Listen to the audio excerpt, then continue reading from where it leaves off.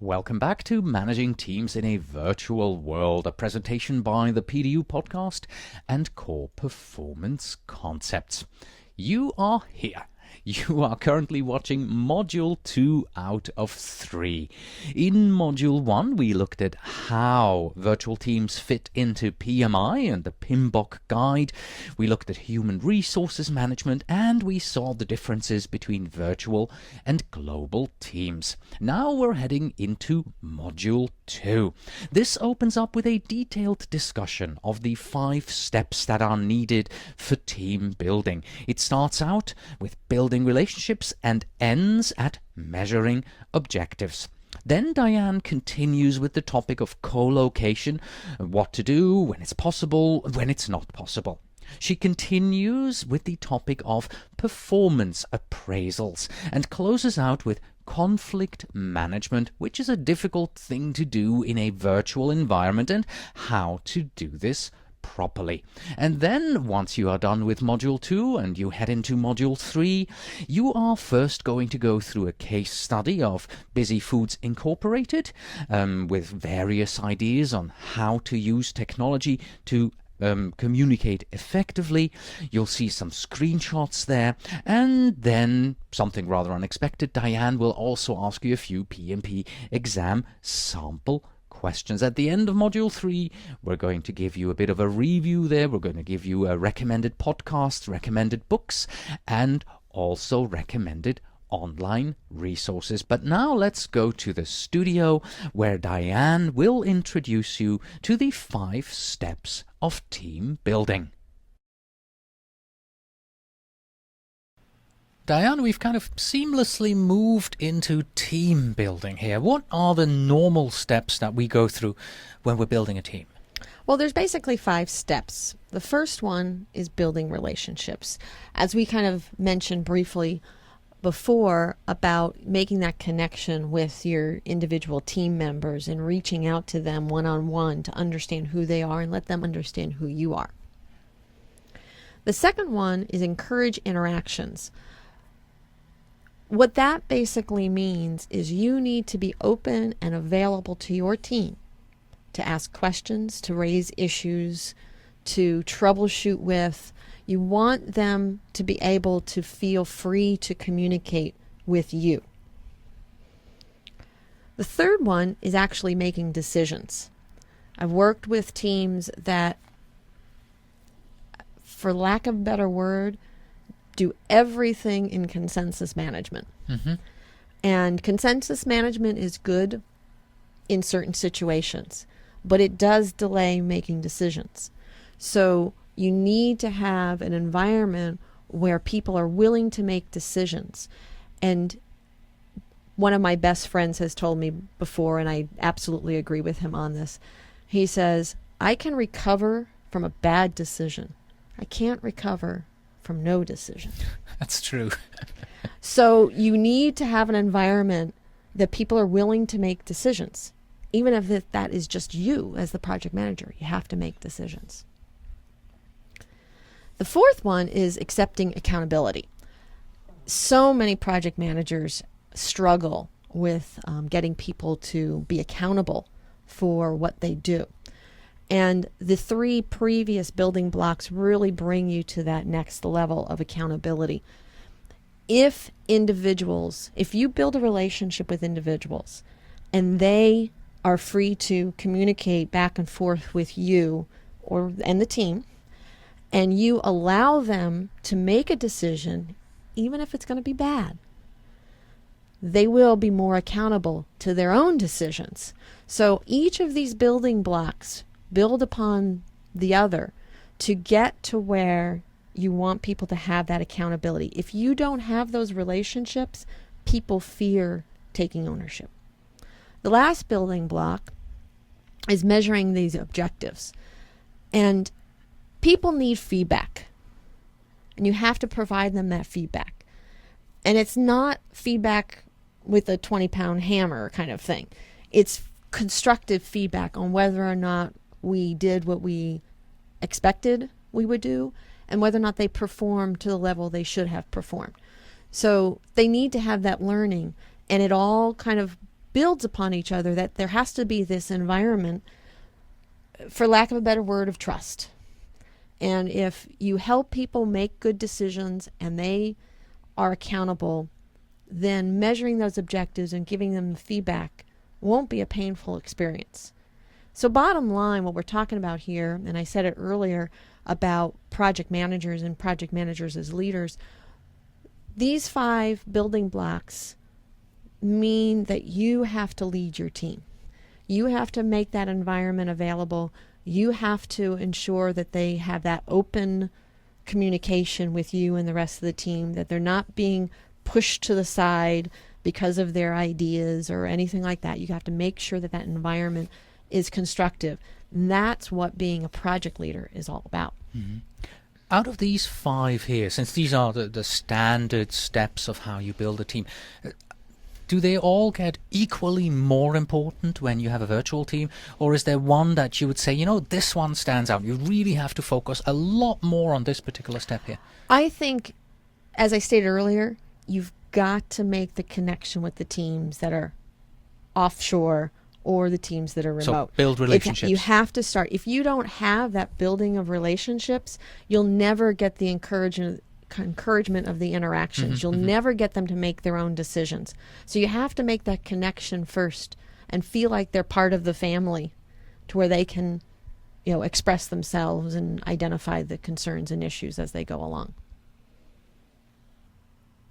Few slides back, that was the slide with the red and the yellow boxes there. We had the tool and technique of team building, and we've just spoken about how important it is to build relationships. So let's take a deeper look at the tool and technique of team building here.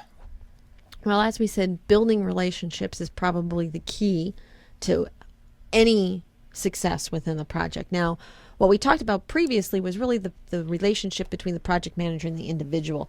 So now let's talk about team building and building relationships as it relates to the entire project team, and what can we do to encourage those relationships with the team. Right, because you as the project manager, yes, you are virtual to each of your individual team members, but they are virtual to within themselves as well. They have 5 or 6 people that are not in the same town or in the same continent, so they have to get to know them as well. Right, yes. And we have to all get to know each other to best function Makes in sense. a team environment. So one of the things you can do is introductions. And what I mean by that is, you start up the team, you have your kickoff meeting, and in that kickoff meeting, maybe you just go around the room and have people, and the phone, and have people say something about themselves. Who are they? What's their favorite hobby? Something to that effect, so that you can make a connection. If anybody's gone to like some networking and environments or networking meetings, you'll find that if you just kind of talk about things that you enjoy, you'll be surprised how many people have those same common enjoyments. So if you can find those commonalities, that builds a connection between you and the other team member. So as a project manager, you want to encourage those. So have your team introduce themselves and give them some questions to answer. Right. What I like to do in a situation like that, I like to, on the agenda, say, please be prepared to answer the following 3 questions. What's your favorite ice cream? Do you have any children? Things like that. And then I like to first call on somebody whom I know who is not shy, who will talk about that. Yeah. So, get somebody out there who speaks, and then, you may know your team members already at that time. Get to those people who are shy as soon as you possibly can. Get them to talk as soon as you possibly, so they don't have to wait and sit and sweat through the agony of when is it my turn, when is it my turn. So get them through this as quickly as you possibly can. You're very shy, Cornelius. I can tell that already. Know. Thank you. Yes, myself included. We don't quite understand being shy, but no, we appreciate it, and you're absolutely correct.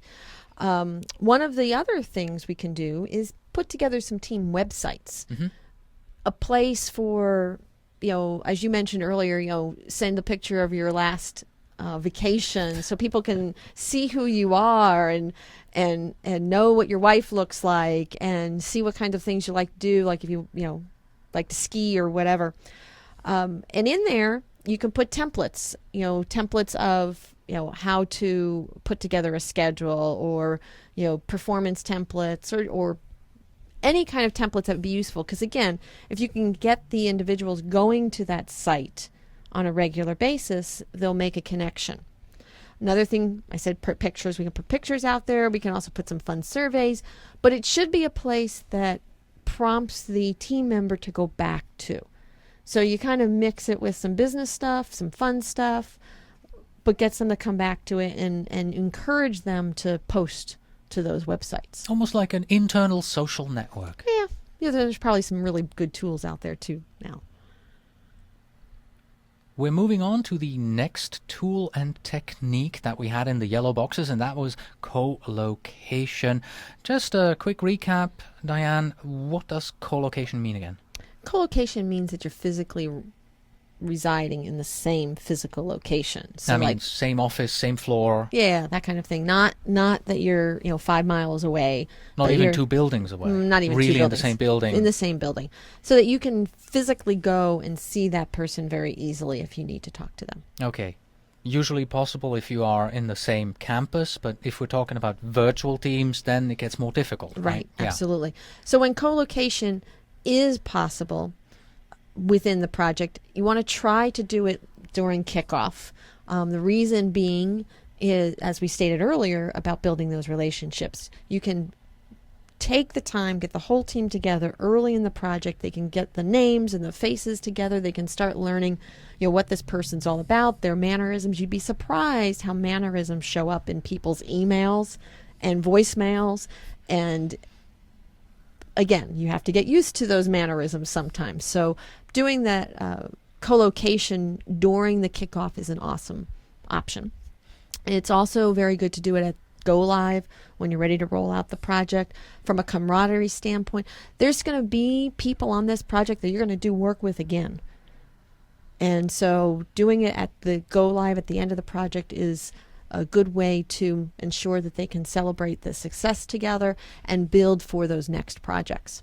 All right. And what do you do if it's not possible? Well, if co-location is not possible, we've got a couple things we can do. Some of the things that I've used quite often is a centralized repository of data, documents. One of the largest challenges is when people have multiple versions of documents sitting on individual workstations, and who's got the last version and who made an update to version 2 but didn't get the updates to version 6, so it's all a mess. So putting a centralized repository is really important. The second one, as we mentioned earlier, short direct meetings. Try to make sure that they're targeted, that you walk in there with a purpose and you get things answered and you walk out. The third bullet is allowing successor task owners to work directly with remote resources. Okay, can you translate that into a project environment for me? I think I understand what you mean, but let's just make sure we're clear here. What do you mean by the successor owners to work directly together? Well, as we said earlier, one of the key things is to make people accountable for their particular roles in the projects. So you spend all this time, you put the schedule together, you understand the predecessors, the successors. Why not connect the predecessor task with the successor tasks? And I'll give you an example. Let's say I'm a QA person, and I'm going to do all the test plans, quality assurance person. I'm going to write all the test plans. Well, my predecessor task is actually the person that's doing the specifications. Yeah, that's the person before you. Person before me. So as a project manager, I don't want to have to tell these two people to work together. They should already know that based on the schedule. So why not have them talk directly to each other? And the person that's doing the specifications needs to understand what the person that's doing the test plans requires out of that specifications. And the more you can connect those two individuals, the less you have to be involved and you let them work things out. Again, if you're thinking about multiple time zones, if you're thinking about multiple locations, you can't be the eyes and ears and find out whether or not they're actually talking. But you need to make sure that they understand that they need to talk. Right. I get it. So this also comes back a bit to the communication channels. information there. If you Absolutely. if you have 5 people on your team and 5 people talk with each other, I think that's somewhere around, what is it, 20, I think, communications channel that you get, Yes. roughly, right? So that means you, as the project manager, you would have to manage 20 channels between these people. So instead of doing that, just say, Joe, you're going to deliver this product to Susan, so why don't you guys talk together and figure it out together? Right. So predecessor and successor, you connect them, you let them work together. Yes, that's a good way. Right. On this next slide, we're going to talk about 2 of the other tools and techniques: observation and conversation, and performance appraisals. So as part of the human resources management knowledge area, there's a lot that we need to do with regard to ensuring we're communicating with our team members. And we mentioned about feedback, we mentioned a lot of this stuff before, but when we're talking about virtual teams, it's extremely important to do the one-on-one with team members. You don't have the luxury in virtual teams of observation. So what you've got to focus on is conversation. The other thing you can do is spend time reviewing upcoming work. I think I mentioned this earlier about how important it is for them to understand what it is they're supposed to do and how to validate that, and defining the to-dos. Now, as a project manager, you have to understand who your resources are. Are they highly qualified individuals? Are they low qualified individuals? You're going to have to spend more time spelling out these to-dos for those that are not necessarily as highly qualified. What's your favorite communication tool to take care of this review of the upcoming work and the to-dos? Well, if you have some online project management tools, there's one that I've used quite often, which is Project Insight. And you'll see some slides coming up with some examples there. It's a web-based application. It's very easy to use, and it allows you to document a lot of this conversation. The third bullet here talks about reviewing deliverables. Again, when those deliverables are delivered, you want to give people feedback. And you can't wait till the end of the project. You have to give them immediate feedback on how well they did. So it's a constant cycle of providing them information on what they did right, what they did wrong, and where they need to have improvement. And finally, responding to their needs. As I stated earlier, they are remote. They're sometimes don't feel like they're part of the team. So you need to make the extra effort to make sure you're listening to them and responding appropriately. Now, that doesn't mean that everything they ask for is urgent. You have to balance that out with the things going on with the project, but don't forget them. You need to make sure you communicate back to them if they're having some challenges. The last tool and technique we're going to talk about is conflict management. And there's several approaches to conflict management. The first 4 that you see on the slide here, compromising, forcing, smoothing, withdrawing, are not necessarily the ones that you want to use on a regular basis. There may be situations that you have to use them. But ideally, what we're trying to do when we talk about conflict management in an appropriate project setting is collaborate and problem solve. So also, conflict management, when we're dealing with it virtually, there's 2 approaches we want to focus on: collaborating and problem solving. Under collaboration, there's 3 kinds of things we can do there: teleconferencing and making sure that people are hearing and listening as part of the collaborating process, and virtual offices when we're talking about having a place for people to go and chat and do whiteboards electronically and things like that. I have a great example for teleconferences because I recently visited an IT company here in Orange County, and they're really totally modern the way they had their offices set up. You don't have your own desk. You just walk in there, you pick up your stuff, and you walk to a free desk. And they have one teleconferencing room after the other, high definition. So what happened to me is the doors have glass, so you can see in, and you you don't walk into an ongoing teleconference. And I was looking in, and there were two people sitting across from each other across the table. And only after about 10 seconds did I realize, no, the person on the other side of the table, she's not there. That is a high definition, huge 55-inch screen. Wow. Right? And on the other side was the same thing. So it really looked like these two ladies were in the same room together. It was absolutely fun. Had never seen anything like this before. Right. And so in collaborating, really cool. You're wanting to kind of be together and have, that interaction on a regular basis. And if you're collaborating, then you're going to manage that conflict a lot better. Like you said, it makes it real. Makes it real. Yes, it does. It really felt like these two ladies were in the same room. Yeah. That's awesome. The other approach is problem solving. And what's problem solving? Is trying to get to a decision. So how do we get that? And as a project manager, you want to constantly be inquiring on a regular basis on progress. And you want to see when issues are popping up as early as you possibly can so you can head them off. Also, from a validation standpoint, when deliverables are received, you want to make sure that those deliverables are acceptable to the successor that's receiving them. And if there are issues, you want to address them as quickly as possible and get people together to solve that problem as quickly as possible. Okay, so I've given my example there for teleconferences. Yeah. Do you have an example for us as well? I like the one on the ensure people are hearing and listening. Okay. I mentioned earlier about people will be on their emails and not necessarily paying 100% attention. Haven't we all done that? Yeah. You go on mute and you start typing. Absolutely. Yes. Absolutely. So I was on this one project one time, and the lady, one of the virtual team members was on the East Coast. I think it was Georgia or Northern Florida or something to that effect. And what I do as kind of a tactic is if I've got people on the call, I will purposely ask individuals on the call their opinion of something, just to kind of see if they're listening. Yes. And what I did is I called on her a couple times, and you get flustered because you weren't paying attention, and when you have to say, "Oh, can you repeat that question again?"